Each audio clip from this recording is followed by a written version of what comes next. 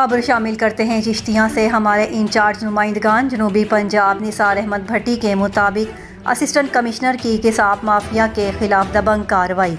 शहरों गिरदोनवाह इलाकों में मुनाफाखोरों और महंगा गोश्त फरोख्त करने वालों पर घेरा तंग कर दिया। असिस्टेंट कमिश्नर का पुलिस नफरी के साथ चिश्तियाँ शहर और गिरदोनवाह के इलाकों का ऑपरेशन।